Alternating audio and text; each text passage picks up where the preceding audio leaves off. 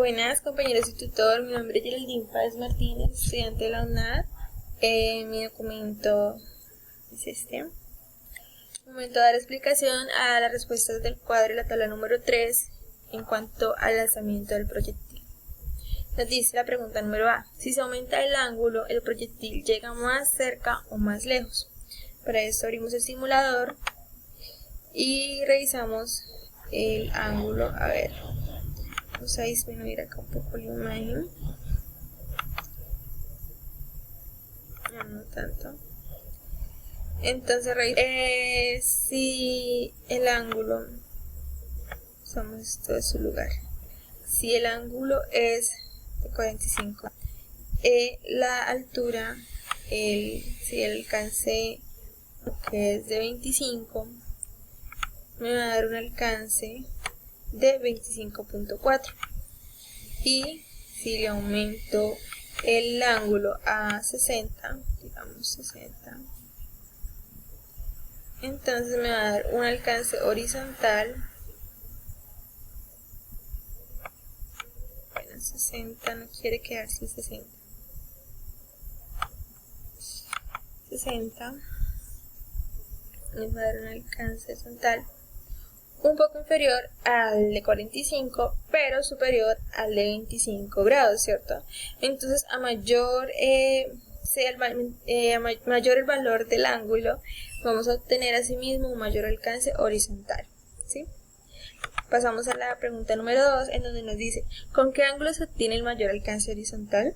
Bueno, si nos vamos al mismo ejemplo, podemos observar que si en el ejemplo utilizamos un ángulo de 25, el alcance horizontal es muy bajito. Si utilizamos un ángulo de 60, pues el alcance es más amplio que el de 25, pero no supera al de 45. Es decir, que el de 45 es el que se obtiene un mayor alcance horizontal. Si, por ejemplo, utilizamos un ángulo de 40, ¿qué le digo? Utilizamos otro ejemplo, un ángulo entre 45 y 60, bueno, un ángulo de 52, ejemplo. Entonces, va a estar similar al ángulo de 45, pero aún así no lo supera. Entonces el ángulo de 45 es el que obtiene un mayor alcance horizontal. Bueno, la tercera pregunta dice: ¿con qué ángulo se obtiene una mayor altura? Entonces, si revisamos nuevamente el ejemplo, vemos que el ángulo de 60, ¿sí?, que es este, pero vamos a borrarlo para realizarlo de nuevo, que el ángulo de 60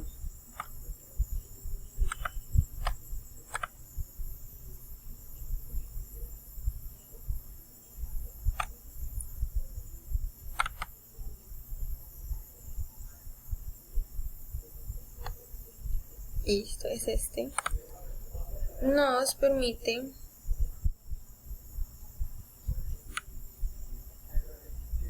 tener una altura de, bueno, esto no sé qué, de 12,38 metros, ¿sí? Pero si yo aumento a 90 grados, es para el proyectil, la altura va a ser mucho más, tener un mayor valor, y nos arroja 16,51.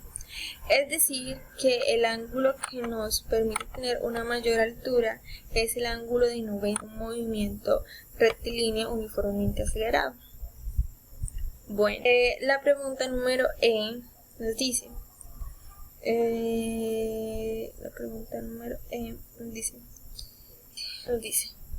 el alcance horizontal en un movimiento parabólico depende de la masa del cuerpo que lo describe. Pues porque al hacer el ejercicio evidenciar que por más que se realice un cambio en la masa, los datos siguen siendo los mismos. En sí lo que influye para que pues el cuerpo, como quien dice, varíe es el valor que le demos al ángulo, más no que el valor que le demos a la masa. Eso es lo que influye. Hasta luego.